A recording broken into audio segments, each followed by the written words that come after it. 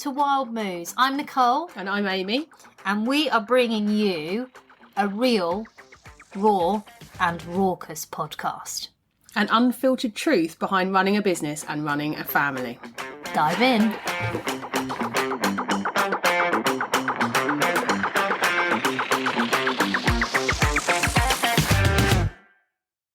So, tidbit number 3. Tidbit number 3. Let's get ready. No. Let's get ready to rumble. Yes. Way. So, we are talking about feeling the fear and doing it anyway. Yeah. There is a book called Feeling the Fear and Doing It Anyway. And I haven't read it, but apparently it's really great. I haven't read it. I didn't even hear that it was great, so that's great. Yeah, great. But after our last episode where we talked a lot about New Year, overwhelm, growth, investment, like where did that all come from? Brilliant. We thought that we would just do a little episode about what it's like and feeling that fear and how you get past it. Because it happens from day one, doesn't it? How often do you feel the fear and do it anyway? I would go as far as saying at least twice a month. Like, it's a lot. I wouldn't say once a week, but I would say, like, I think when you work on your own, there is a constant level of, can I do this? It kind of falls in line with imposter, doesn't it? Mm-hmm. Can I do this? Am I the right person to do this? I feel like I don't know if I've said it before, about that. I think I have, that visual red fuck it button. Have I said about that before? Tell me more. I don't think so. So I had it when I was about to launch franchise.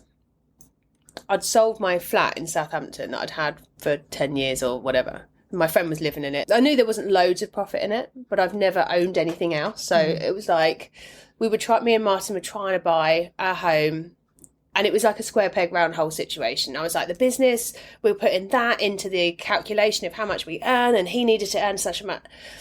And it was so forced that we were renting, the family were selling because they were living in Australia. Anyway, this flat in Southampton, we could only buy this house and it was all reliant on this flat. Yeah.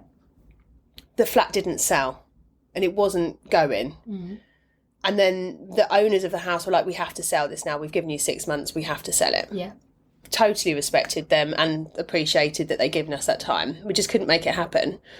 We had this other house that Martin was working on, so we moved in here. And then my flat sold. How random is that? The flat sold, I made about 17 grand from it. Yep. And this was in the October before COVID, September time, just launching a franchise, and I needed to invest in franchise I needed money in the business to grow it, to do it. Yeah, I had to. And I remember speaking to my sister and I was like, I paid off 2 grand's worth of debt. I've got 15 grand. This should be me and Martin, our fund to start saving for a house. Mm-hmm. And I phoned up my sister and I was like, I don't know what to do. I'm really torn because I've got this business and I've got 15 grand. I can't buy a house with it because we're both self-employed. So I need, I'm going to need a lot more. Yeah. Do I put it into franchise? And I feel like I've got this red button that I've called the fuck it button. It's right in front of me. Do I push that fuck it button and put the 15 grand in? Let's just run with it. And then hopefully that business makes me enough money. I don't need to worry about the deposit because we'll buy a house outright. Yeah. And she was like, wow. And Kaz she normally plays quite safe actually. And she turned around to me and she went, I think you've got nothing to lose. Like, it's 15 grand. You weren't expecting to make it. You've never spent any money on that flat. Like, it's never cost you anything. I feel like you should push that fuck it button and run with it. Yeah. I pushed it and then we hit COVID in March. I put 15 grand in a business. I paid money for someone to come in and try and help me sell. She sold nothing. 6 months cost me just under 15 grand for the 6 months. So I feel like I lost it all, but I actually didn't. I learned so much from that. Oh, yeah. But I have that visual red fuck it button and it is massive right in front of me. So whenever I feel that fear, I always think, should I push the button and just do it anyway? Should I just go for it? See, when you said the red fuck it button, I was viewing it the other way. No, like, fuck it, let's just do it. Oh, I love that. Yeah, it's like a massive beacon for me. Like, I don't know what it would be for visual for anybody else, but it is that I'm not even at crossroads. I'm there in front of that button, Do I carry on, play it safe, or do I push that button? Boop, boop, boop, boop, boop, boop, you know, like it's like on X Factor or something. Yeah. Not X Factor. What's the other one where you put the golden buzzer? Yeah, when they press the golden buzzer and it's all like crazy. Yeah, that's how I feel. What a great visual. Yeah. So yes, I do feel the fear constantly, but I kind of go, fuck it, let's go. I'm with you. I'm going to talk about my imposter because I love and hate her. Okay. Because she's my fuck it button. Mm-hmm. Do you want to just like flick her off? So you like visualise her on a wall or something. When she's there, just like flick her off. Yeah. She's the one that go, no, you can't, no, you can't, no, you can't. And I'll go, yes, I fucking can. Yes, I can. So I've got a real love-hate relationship with her because I believe that my imposter spurs me on to do more. Yeah, because you've proven him wrong. Yeah. Wow. Yeah. So when people say you get rid of it, like you need to fix it, and I think I've said previously I need to work on it, I do, but there is a larger part of me that thinks... She drives you? She drives me, yeah. So when have you felt the most fear in your business? What have you been most scared of? Probably when my redundancy money ran out and I had to stop playing. Right. How long did that take? Oh, not long. Not long at all. Probably 8 months into the first year of Wildbird. Wow. And the buffer was great, but it made me fanny for 8 months. And then it got very real very quickly.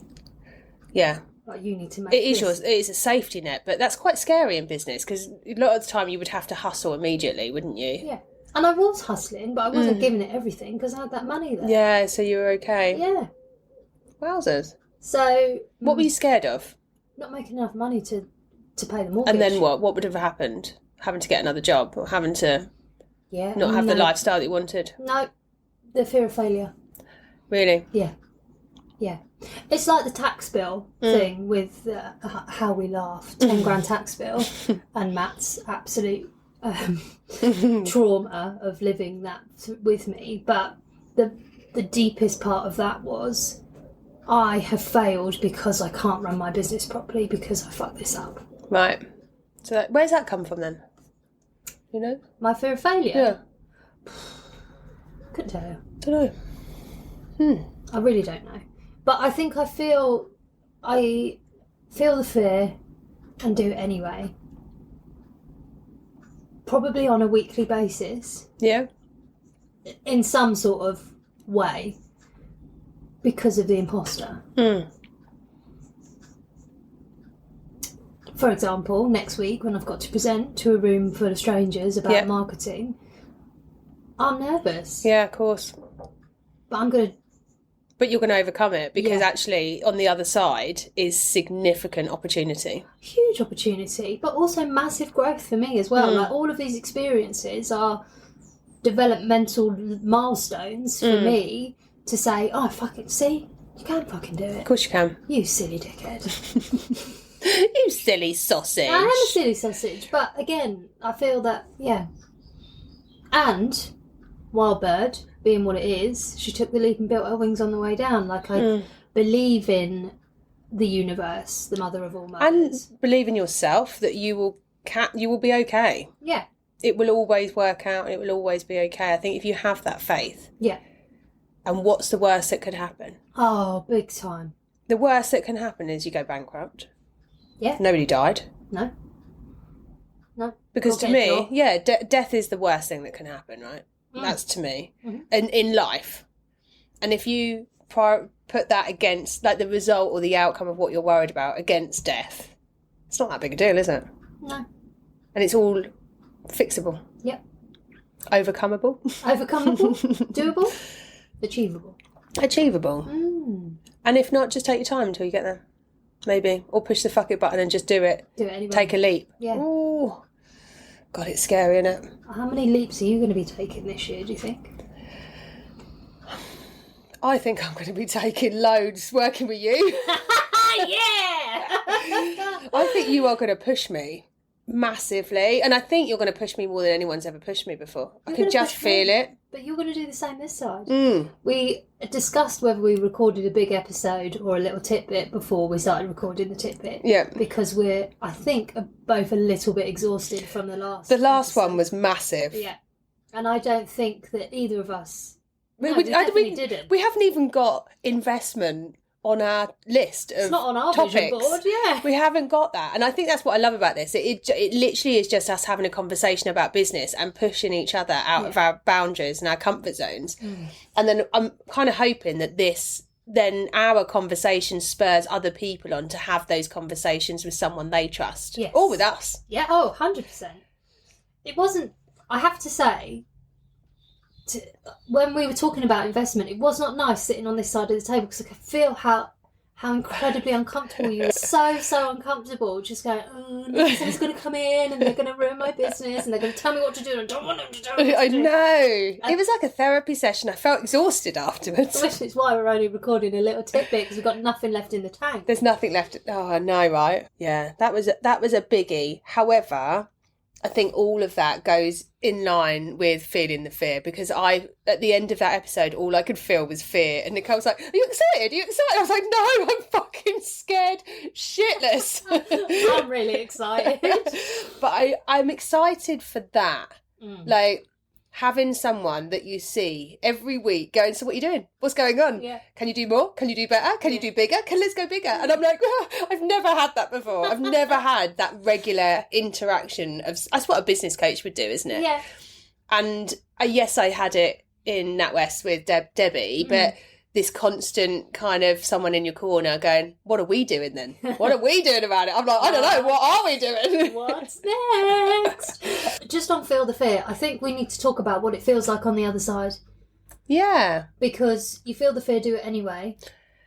What is the benefit of pushing the fuck it button? It's always more exciting than staying safe. It is though, isn't it? It's always a bit more exciting. Yeah. But also the growth for me is I get really excited about that because I'm like, fucking hell, I can do loads of stuff. Look at this. I'm really good at this. Let's have a go. And then you can push yourself that little bit further. That self-confidence. Yes. You know, that self-confidence, affirmation for yourself. Like you are doing it for you and for the people you love and whatever your purpose is, whatever your values are. Yeah. The sense of achievement. Yeah. I still don't have it loads, but I feel like I have it enough. I'm not like braggy about it. I'm very humble with what I've achieved. But when people say to me, "Do you realise how successful you are?" I'm like, no, that's not me. No, I'm not. I feel successful, but I'm not successful in my mind because I'm not rich. I have money. That's my issue. But for me, success is money. Yeah. Lots of it. Yes. And I know that will come. And when I've got that, then I will feel that sense of success, which is stupid. But it's my vision, my view of success. Everybody else's is different. Yeah. So yes, I feel like I've achieved a lot, but it only comes from that point of fear. Yeah, agreed. And there's people that I celebrate with because I know that they are so invested in me and in the business to be able to say, "Oh my God, this just happened." You are one of them. Mm-hmm. Liz is one of them. Matt is one of them. Yeah. And my sister as well. Yeah. And they're my people to say, "You never guess." And it doesn't matter how small or big it is. Yeah.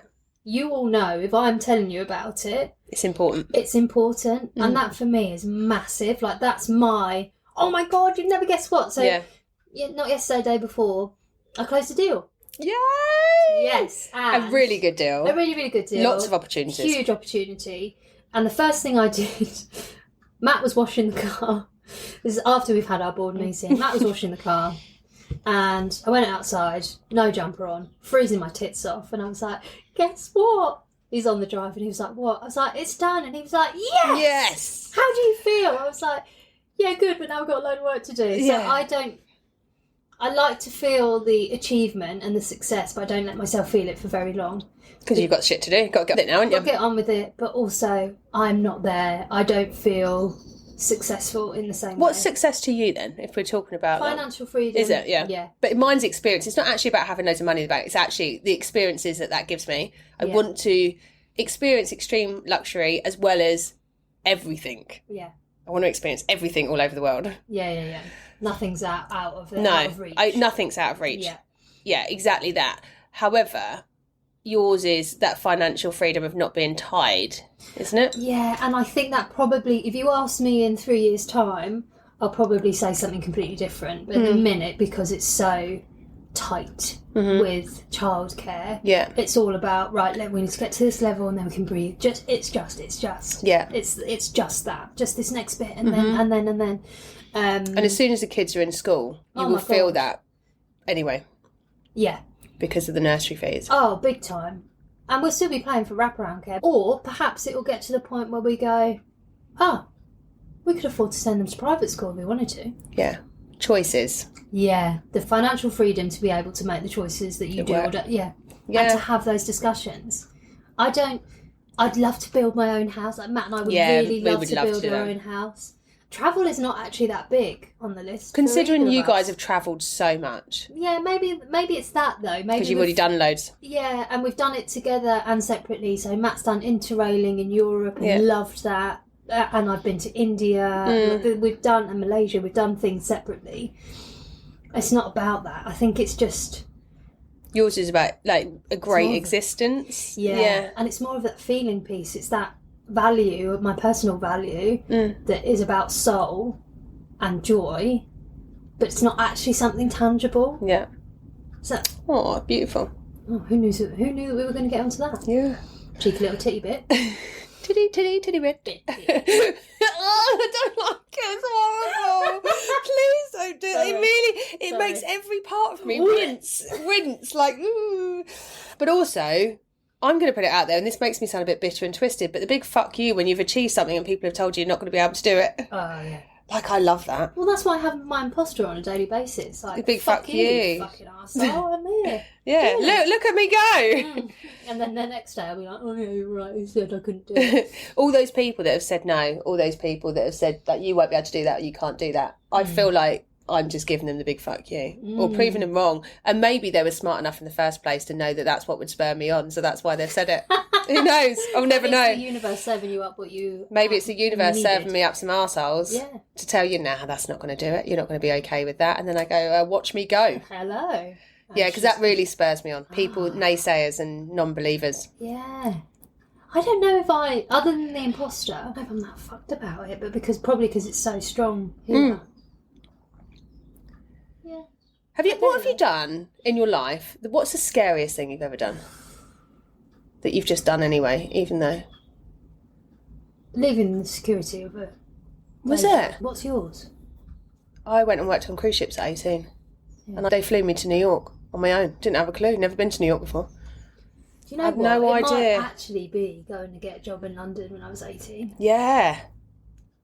Isn't it crazy when you look at yourself, like, how are you that brave at 18 to do such a big thing? There's people I speak to now that are at my age that wouldn't be able to do what I'd done at 18. But I don't know if I think I was more brave then than I am now. Where am I? I don't fucking know. I don't know. But I do look back at it and think, oh, shit. Yeah. I did a lot of drama when I was a kid. No. So you been... Did you? I never knew that, but now it all makes sense. So people always say that when I tell them. You, stop it. That is brilliant. A lot. Where did you get A-level? I mean, I can see. It's a flamboyancy. I'm not flamboyant. Yes, you fucking are. Oh, fuck off. I'm just bougie. It's different. Bougie, flamboyant. Is it not the same? Same, but different. Never change it. But in my head, when I was growing up, performing arts was very different. Drama was a bit like, these are the Amdram dickheads, like, with their expressive dance. I can't actually fucking dance. I quite liked it. The Amdram dickhead. But there is nothing that speaks fear more than having to go on stage and remember lines or perform. Nothing.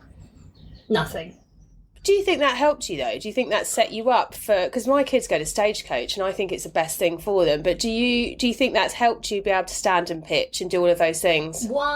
100%. 100. 100. My mum put me into stage 1, it was called, in Luton, because I was having panic attacks. Wow. And she thought would help with my confidence. And did it?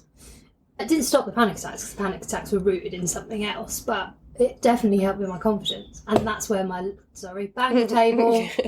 Naughty step. Naughty step for me.